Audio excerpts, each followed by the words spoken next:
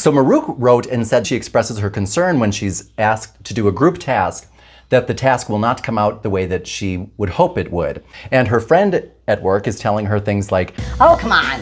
You're just being dramatic, and stop being such a worrywart when you know you're going to get a perfect score like you always do. We should be the ones worried." Number one, ensure that when you open your mouth at work, you have already done a cost-benefit analysis. A cost-benefit analysis is simply asking, before we go into a situation or before we speak, asking, what would I get out of what it is that I want to say? What is the price that I may have to pay? Is it worth it?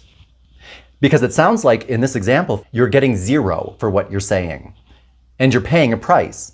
Your coworkers, especially your friend, is telling you, "I don't want to hear it anymore." And maybe they are your friends and they're telling you in a way like, "Ah, shut up, you always do fine." What they're saying is, "Ah, shut up." That's what they're saying, okay? So you're looking for your coworkers to reassure you that everything's going to be okay. They don't want to. You're not getting it, and you're paying a price, wasting time. They're not appreciating your concern that you are voicing in this forum. They're telling you that. So do not do that anymore. And you are not alone, Maruk, because when I go to organizations, one of the top things that I frequently recognize would help organizations immediately is if people just stopped talking so much. Most of us at work, when we speak to our coworkers, have no business speaking to our coworkers. We should limit our conversation more. That alone adds to your credibility. The more we speak, the less credible we sound. Remember that it is much better to be thought a fool than to open up our mouths and remove all doubt. So speak less, do your cost-benefit analysis, and especially in this case, if you had done it, you would have gotten your answer, and you would already be on your way to be taken more seriously. Number two, when you speak, use a diversity compass. A diversity compass is something that I created for a course that I did, but I found that it applies in many different situations. There are 3 questions you want to ask yourself before you speak. Number 1, does this contribute to the overall well-being and production of this organization? If it does, move on to number 2. Is this inclusive of everyone? If it is, move on to number 3. Is this offensive to anyone?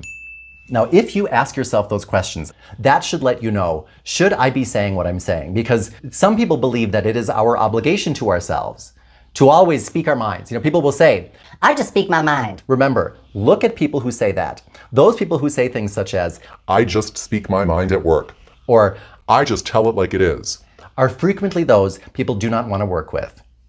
That's the way it is, because they are telling the whole world. When you say to somebody, "I just speak my mind. I am very opinionated. I tell it like it is. I call it like I see it," what people will hear is, "I'm aggravating, opinionated, rude, insulting, and I don't have a filter. I don't know when I should keep things to myself and when I should say what I'm thinking. I don't have any filter. So if you stay around me long enough, I'm going to say something offensive. I'm going to say something rude. I will probably insult you, and I'll probably embarrass you. So you probably don't want to hang out with me after work either. I'm one of those. That's what it is. I speak my mind." Don't say things like that. Did you like that? If you did, make sure to like this video, or don't like it, but tell me why in the comments. Thing number 3 that lends to our credibility at work and people taking us more seriously.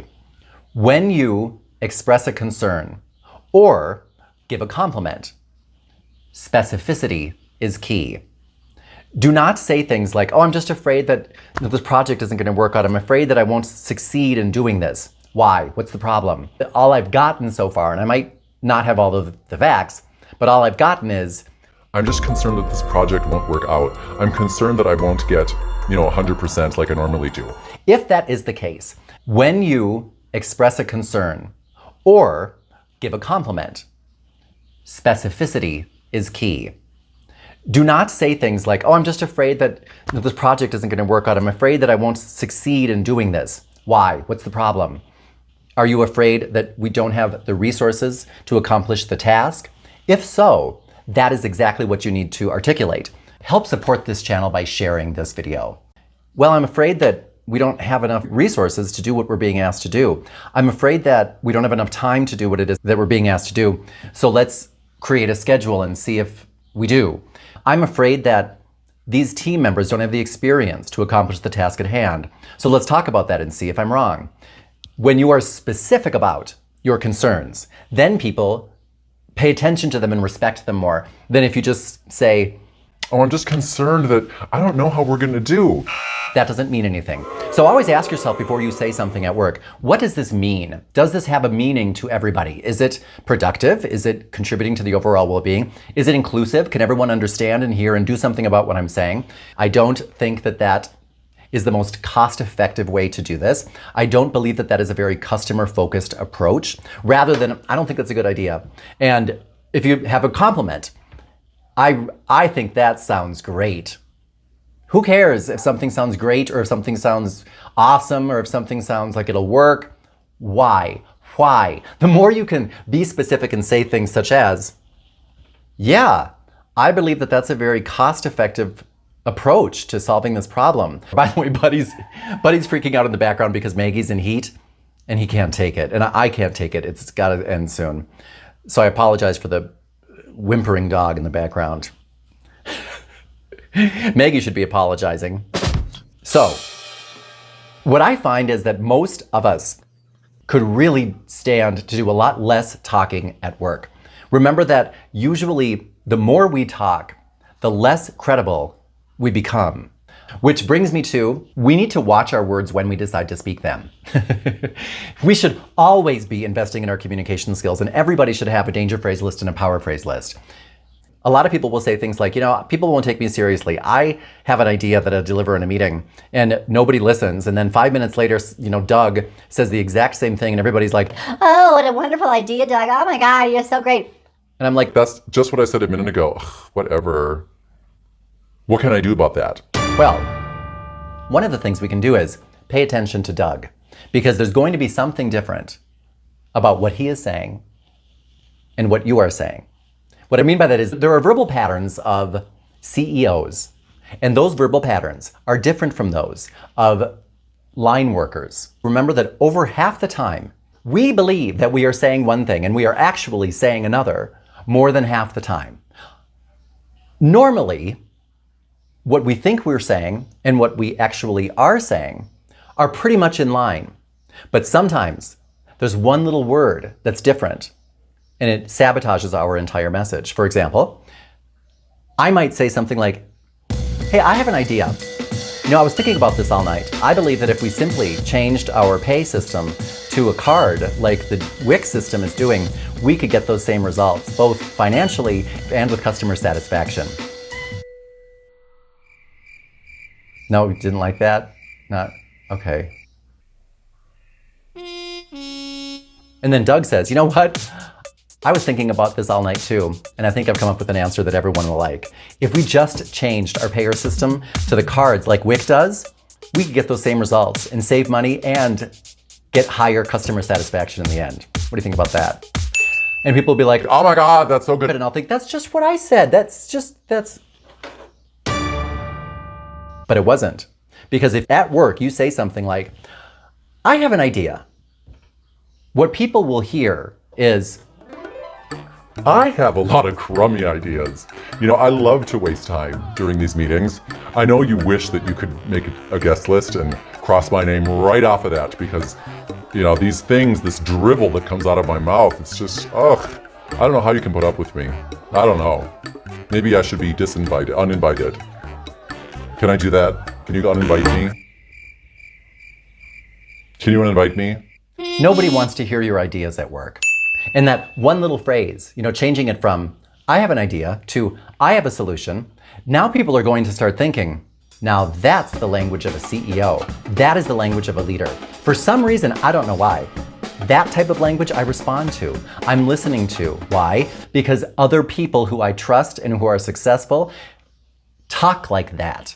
Now, most of the time people are unaware. And so I'm not even conscious of the differences in my language and their language. That's why we all need to take time, sharpen the saw, and do things like this so that we can keep abreast, and make sure that we are using the right language at work. People judge us. And the number one thing that they will judge us on, whether or not they're aware of it, is the way we communicate.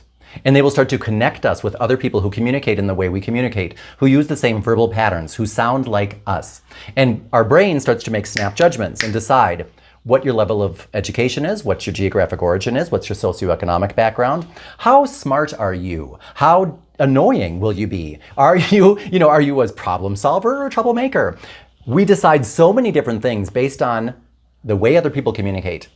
Therefore, remember, before you open up your mouth and give people what they are looking for on some level to start putting you into a box, it is best to just keep it zipped as often as we can. And when it's time to speak, when we have done a cost-benefit analysis and said, this is a good time, we choose our words and our method and our manner wisely. When we use more of a professional tone, we learn professional communication skills and implement them. What that does is it says something. It says, this situation is different from the situation in which you may find me having a beer at the bar. This situation is different from a situation in which you might find me sitting under an umbrella at the beach. I'm going to alert you to that fact so that we have less problems in the future. I'm going to let you know that I have invested in myself, in my communication skills, and I've invested in so many different things that are going to contribute to this interaction that you and I are going to have here at work. If we're communicating, we're having an interaction. There's something that you need from me and I need from you. And I'm going to let you know that that's going to go more smoothly than it would go if I had not invested in myself. I have invested in this interaction before I even met you. And all of these things are now coming into play. You know that because I'm using professional communication skills as you and I communicate. And it also helps us in the sense that, no. Our relationship, it's not that familiar. So you're not going to talk to me that way. We don't have a relationship where you gossip. We don't have a relationship where you backstab. We don't have a relationship where you're a troublemaker or where you say things about me or I say things about you. Our relationship isn't that level. We're not personal like that. This is a professional relationship. And if I ever need to reestablish that rule, I could only do it if I, on a consistent basis, maintain a certain level of professionalism in our communication. Now, your friends might not like it.